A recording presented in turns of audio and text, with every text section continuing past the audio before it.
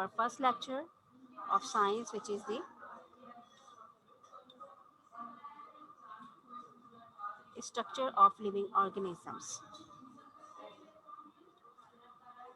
Before starting lecture, we should follow some instructions, which are: keep your book, copy, and pen along with you, and note down the important terms and definitions.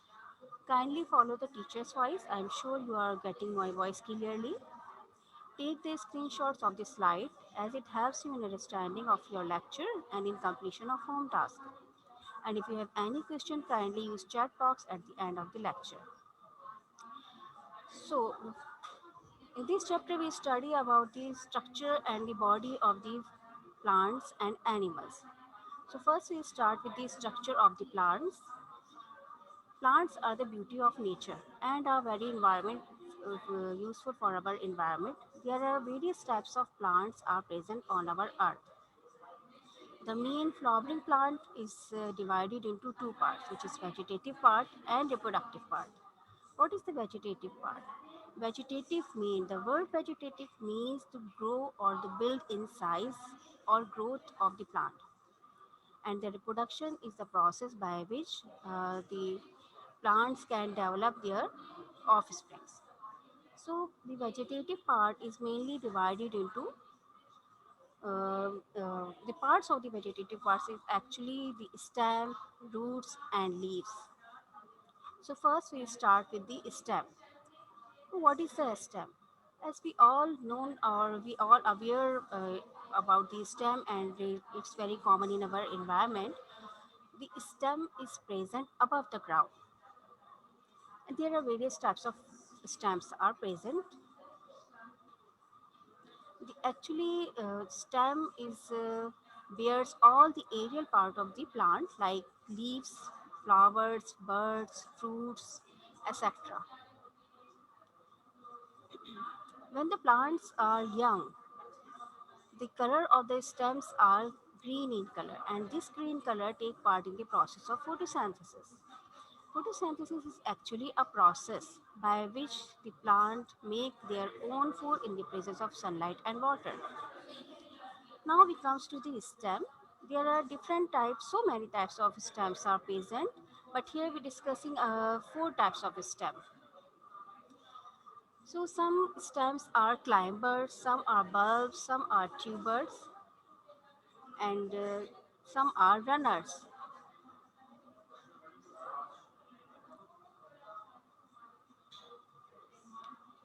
So what are the climbers?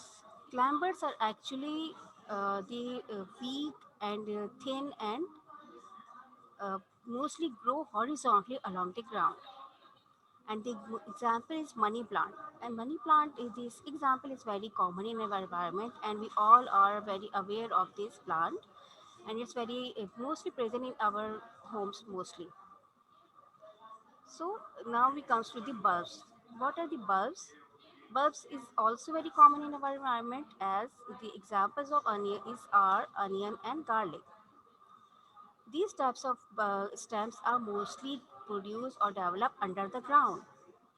Like we all know that the onion and garlic are grow under the ground, and they are thick and fleshy because they store food inside of it. So these types of stem are called bulbs. Now we come to the third type, which is the tubers. Tubers are also produced or developed under the ground, and in tubers the plant grow or develop in the form of budding or in different type.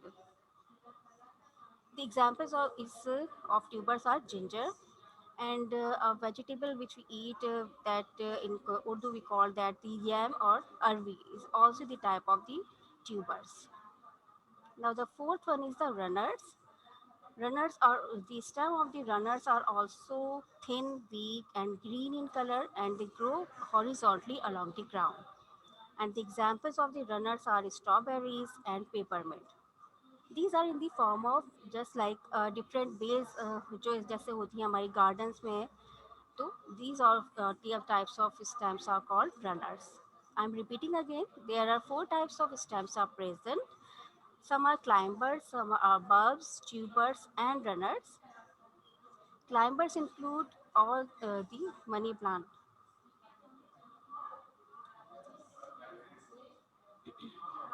and mostly the climbers are weak, thin, and green in color, and they grow horizontally along the ground. And their example is money plant. Now the next one is bulb, and their examples is onion and garlic. They store food inside of it, that's why they become thick and fleshy. Tubers is also example of the stem in which gingers is included and they grow under the ground. And the fourth one is runners. Just like in our garden different bells होती हैं तो these types of stems जो हैं वो runners कहलाते हैं and their examples are strawberries and peppermint etc. Now we come to the parts of the stem. There are four parts of stems are present, and these four parts are mainly present in each and every types of stem. Either they are climbers, they are runners, or they are tubers. These four parts are present in stem. So the number one is node. What is the node? Node is actually a swollen part. In this picture, you have noticed that this portion of the plant is called the swollen area are called nodes. Here I show with my cursor that these two swollen portion are called nodes and from that point the new green leaves and buds are arises. Now the next one is the internode. What is the internode? The spaces between the two consecutive nodes. What is internode? The different space between the two nodes. This is the one node and this is the second and the space between the two nodes are called internode. Okay, I'm sure you are taking my points and it's clear to you students. Now the third example is terminal bud. What is the terminal? As its name shows the terminal. Terminal means the end point. Okay, so it's mostly present in young plants and it's present at the tip of the plant by which the plants grow in its length.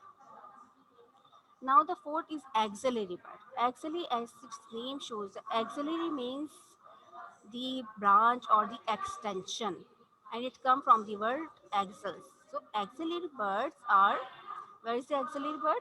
Here it is. This is the axillary bud. Okay. So what is the axillary bud? It is the junction between the stem and the leaf. Here I am showing you from my cursor that this is this point. Okay. This point is actually the axillary bud. And from this axillary bud, the new branches and buds are arises. So I am repeating again, students, that there are four parts of stem.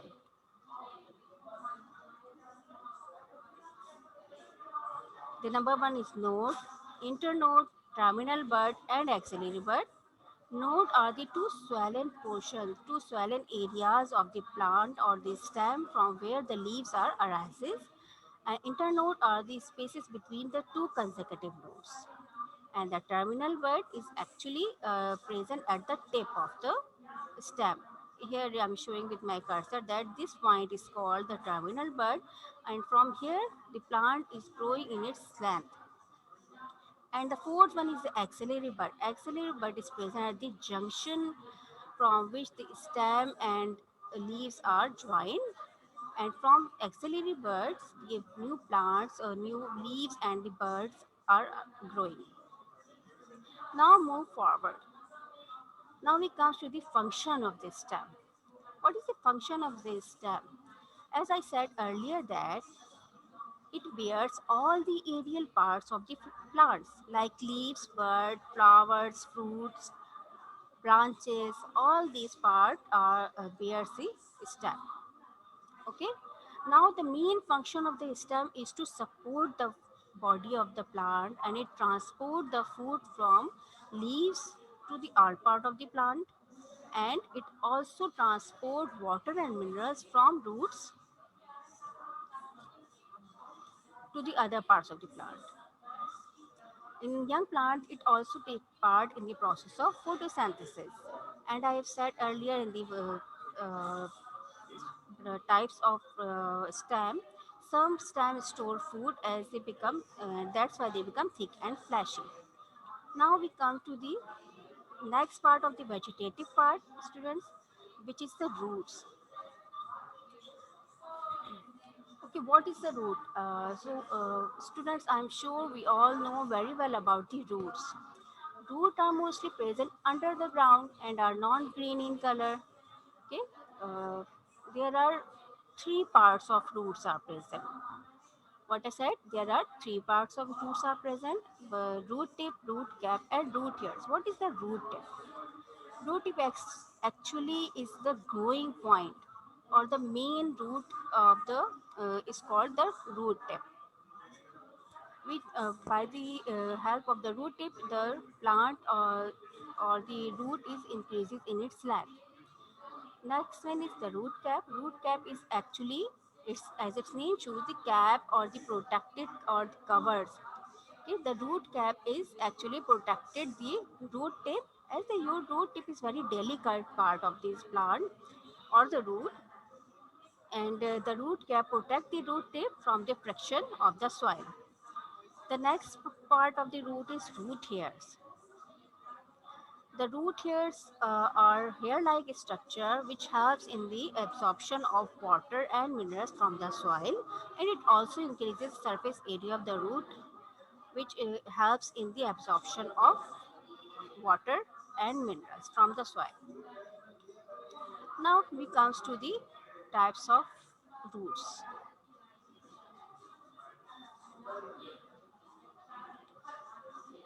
There are so many types of roots are present, but here we are discussing about three types of roots. Okay, student. The first type of root are called taproot. What is the taproot? In taproot, actually the stem and root system is present, in which only a one main thick root is present. Okay, in which the main thick root is present from which the branches or the root hairs are arises, and branches are leaves are arising directly from to the root.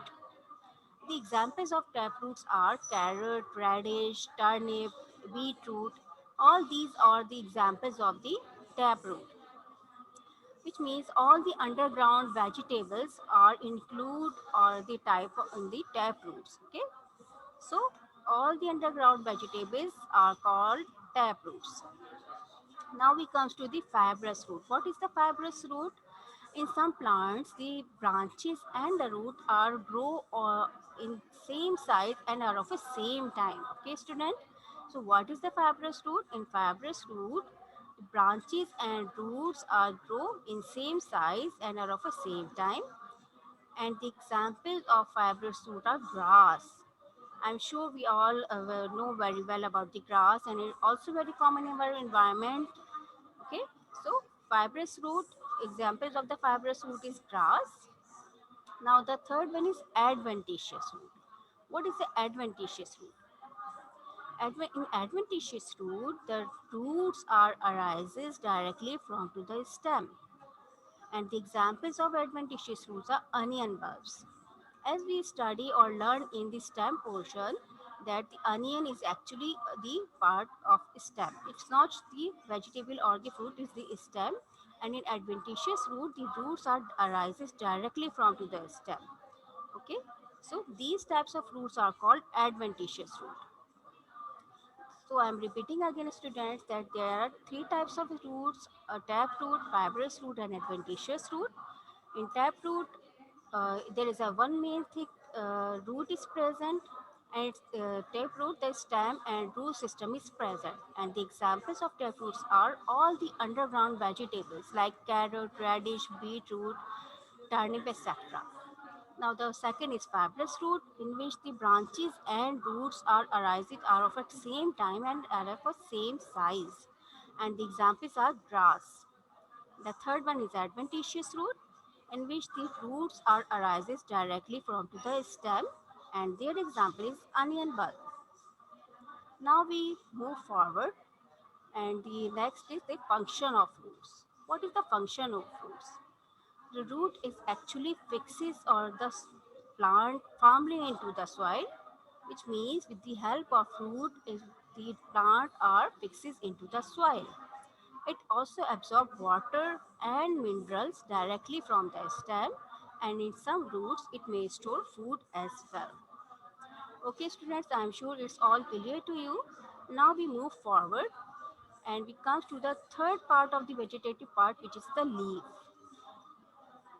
Leaf is actually a very important part of the plant as it makes food for the plant during the process of photosynthesis. What is the structure of leaf? Leaf is actually has two surfaces, the upper shiny and the lower dull surface. Okay, the upper shiny surface is just because of the large numbers of chloroplast cells, which means on the upper surface, or the shiny surface, large number of chloroplast cells are present, which are responsible to give green color to the leaves. What is the chloroplast cells?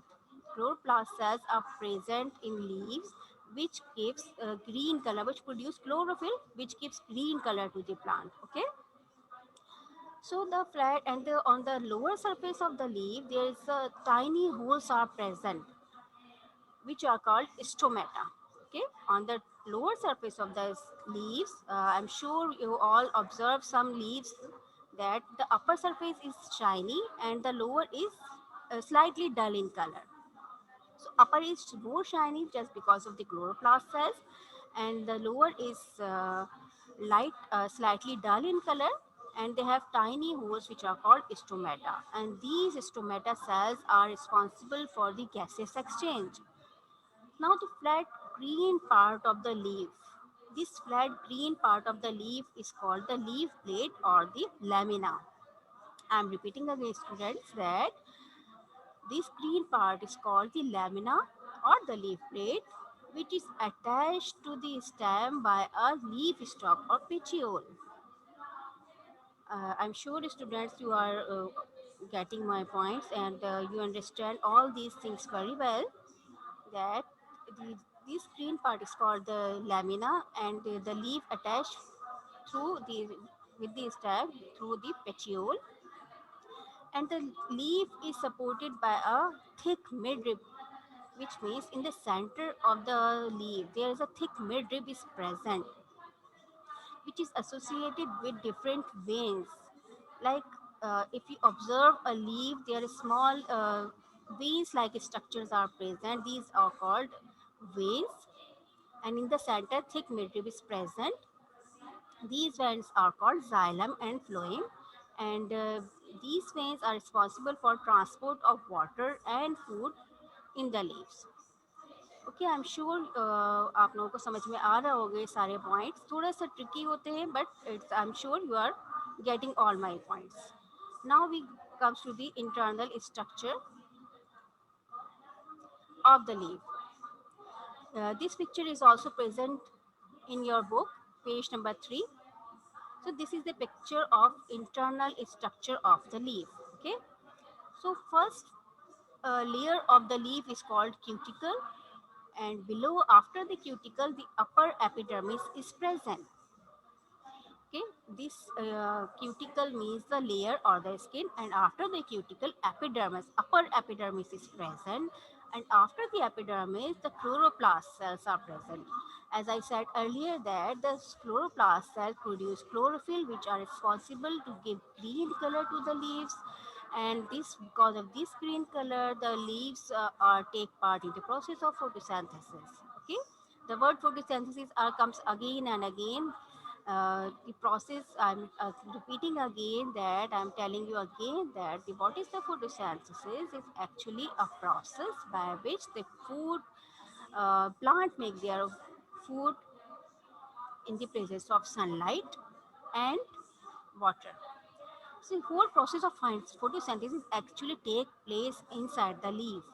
You can also set the leaf to the kitchen of the plant. Okay, so now we come to the internal structure of the leaf. That after the epidermis, chloroplast cells are present, and in the midrib is also present, which is containing different veins, which are called xylem and phloem. and these waves collectively called vascular bundle. So there are some air species also present which contain the water content and carbon dioxide. So on the lower surface, the lower epidermis is present, which is supported by a stomata. As I said, in the structure of the leaf, the stomata are present on the lower surface of the leaf. So there are stomata are present at the lower epidermis, which are responsible for the gaseous exchange. So I'm sure it's very clear to you all the students that this is the internal structure of the leaf, which has the cuticle, upper epidermis, chloroplast cells, xylem and phloem, which are collectively called vascular bundle, lower epidermis, and the stomata cells.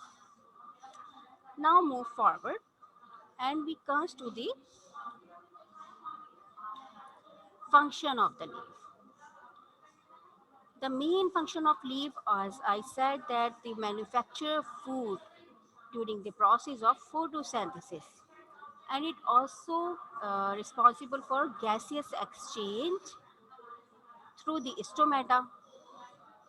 It also transport the water, and in some leaves also store food. Okay, now here's the vegetative part of the plant is completed.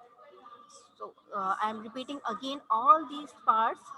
The vegetative part include stem, roots and leaves. Okay, root, stem and leaves.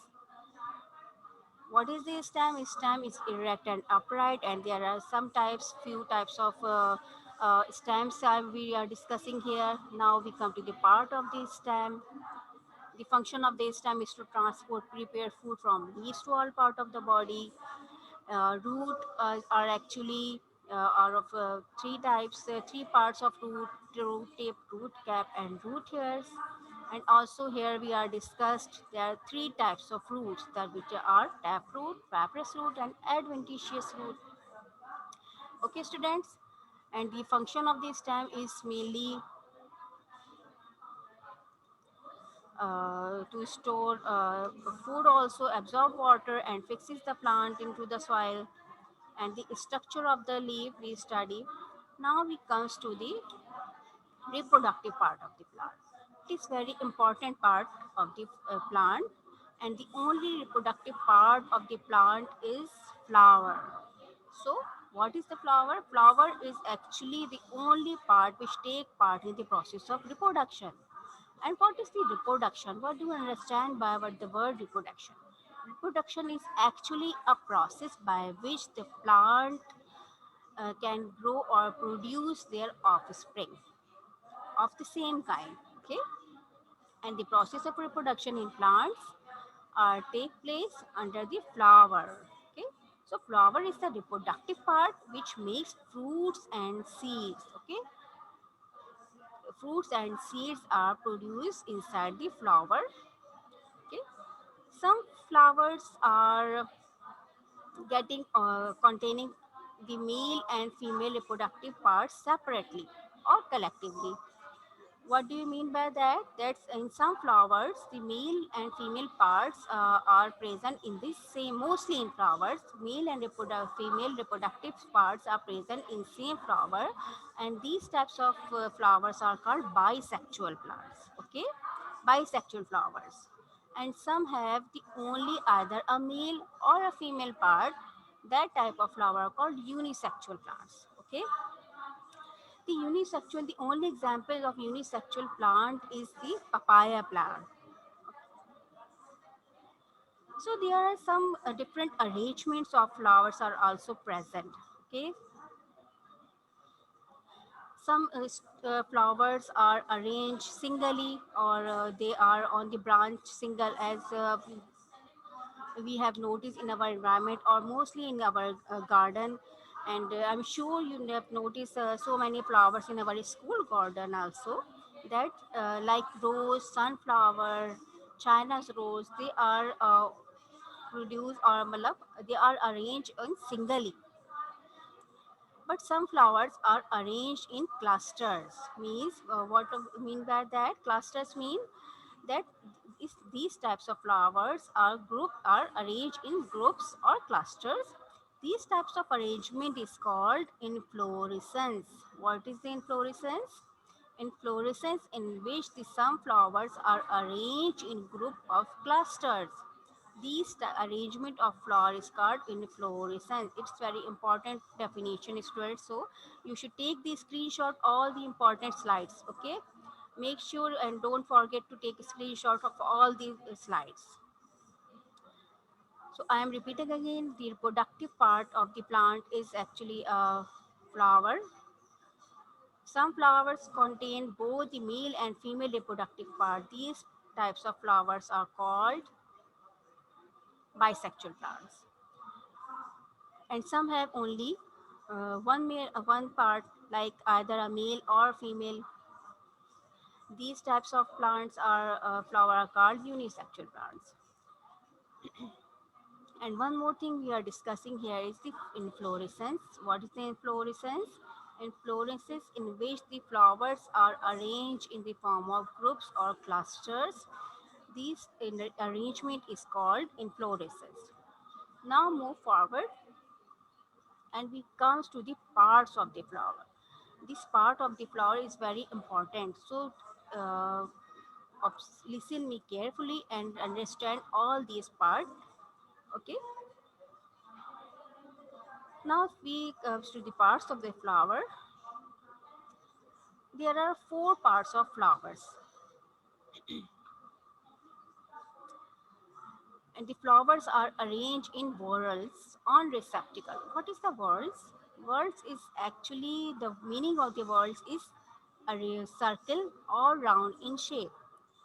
We all know that the mostly the arrangement or the structure of the flower is round in shape. Okay, so what is the flower? The parts of the flower are arranged in whorls on receptacle. First is the receptacle. Receptacle is actually a flattened thing. This tip is actually called the receptacle. This flattened tip of the is called receptacle, and this receptacle is present at the flower stalk or pedicle. What we call that? This is the pedicle or flower stalk, and the whole walls of the flower are arranged on this flattened tip. Okay, there are four walls of the flower: the calyx, corolla, androecium, and gynoecium. What is the four walls? Calyx, corolla, androecium, and gynoecium. So, what is the calyx? Calyx is the outermost part of the flower. Okay, what is the calyx? Calyx is the outermost part and it is composed of sepals. What is sepals? Sepals is actually small green leaves which are present at the base of the flower. I'm sure आपने rose flower देखा होगा. At the base of the rose, there are a few small green leaves are also present, three or four in numbers. So these small green leaves are called the sepals. And what is the function of these sepals? Sepals are actually protect the bud from the sunlight and water. Okay. Now we comes to the next part, which is the corolla. What is the corolla? Corolla is actually a colored part of the flower. What is the corolla? These colored part of the flower is actually called corolla, which is composed of colored and scented leaves. This is the most attractive and beautiful part of the flower. Okay, since these scented leaves are called petals, each and every one, all the living things are attracted towards the flower because of their bright colors and their fragrances. And the insects are also attracted towards the flower because of their bright color and their fragrance. And these insects are help in the process of pollination. Okay, student, I'm sure you are understand this very well that what is the corolla? Corolla is actually the colored part of the flower and it's composed of the colored and the scented leaves. These scented leaves are called the petals, which attract the insect for the process of pollination. What is the pollination? Pollination is actually a process by which the pollen grains comes towards the uh, from anther to the stigma, which we study or we learn in future classes that what is the main process of pollination. But here we study only about the parts of the flower. So first part of the flower is calyx, and the second is corolla, and the third part is androecium. Androecium is actually the male part of the flower. What is androecium? Is actually a male part of the flower which is composed of stamen. Here I am showing with my cursor that these parts are called androecium and are composed of stamens. Okay, this is the stamen. These are the male part of the flower. Stamen is composed of two parts, filament and anther. What is the filament? Filament is actually a tube-like structure. Okay, and at the tip of the filament, anther is present. Here is the anther is present at the tip of the filament, and the anther is a disc-shaped four-chambered sac. Okay, and inside the anther, pollen grains are present. When the pollen grains are mature, they come at the tip of the anther and they take part in the process of pollination. These are actually the male sex cells, and at the when the pollen grains are present in the yellow color, yellow dust. Now we come to the gynoecium. Gynoecium is actually the female part which is composed of carpel. This center portion of flower is called is a female part of the flower and is composed of carpels. This center area is carpel. Each carpel has three parts, the ovary, style, and the stigma. This swollen basal part of the carpel is called the ovary, and inside the ovary, ovule is present. And there is a what is the style? Style is a tube-like structure, and the tip of the style is stigma is present. Stigma is actually a sticky in nature, which receive the pollen grains from the anther or from the insect when they mostly what happens they and the pollen grains are stick to the legs or leaves or wings of these insects, and when they move towards the same flower or the other plants of the or the flowers, these pollen grains transfer into the stigma, and then these pollen grains come inside to the ovary, and the pollen grains then fuse with the ovules, and the whole process of fertilization take place inside the ovary. Okay, pollen grains comes from anther to the stigma through insects, and when pollen grains come inside of the ovary, it confused with the ovule, and the whole process of fertilization is take place, and ovule and pollen grains combine to form a seed, and then this seed is actually form the new plants. Now, at the base of the carpel, there are some small glands are also present, which are called nectaries, and these nectaries secreting a sweet nectar through which the insects are attract towards the plants or the flower, and this helps in the process of pollination. I am sure students that you all understand the all parts of the reproductive part, the all process or parts of the flower. Now we come to the variations in flowers. There are different variations in flowers are take place. In some flowers, different arrangements are happens. In some flowers, the sepals and petals are joined to form a tube-like structure. And the examples of these types of flower are called sweet pea and foxglove. Okay. In some flower, the petals are free. It's very common example for of our environment, and we all observe the rose flower. That in the rose flower, the petals are free and are arranged in many whorls. Now the next is hibiscus plant is also very common, also called as the China plant. In China plant, the carpels are fused to form a tube-like structure, and the anther is present at tip of the tube. This variation is also present in some flowers, and the examples of this variation is hibiscus. And in some flowers, like in sunflower, the flowers are arranged in dense clusters. There are so many petals are present, and corolla is composed of number of flowers called ray florets. And the center there's a dense brown part is present, which is composed of very small flowers called the disc florets, and they produce seeds. One more example is present that some flowers are not brightly in color, they are green, and these arrangement occur in inflorescence. Okay, and the examples is wheat, grass, and maize. Now we comes to the home task of today's home task. So before home task, I have some instructions about the written work.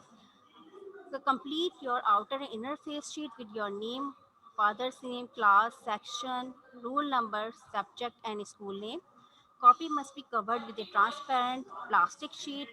My midterm title page should be written, and on the next page, a unit or the chapter or the title page is written, and draw a margin on both sides. Okay. Now we comes to the home task. Today's home task is that in which the question number one is write down the answer of the following question.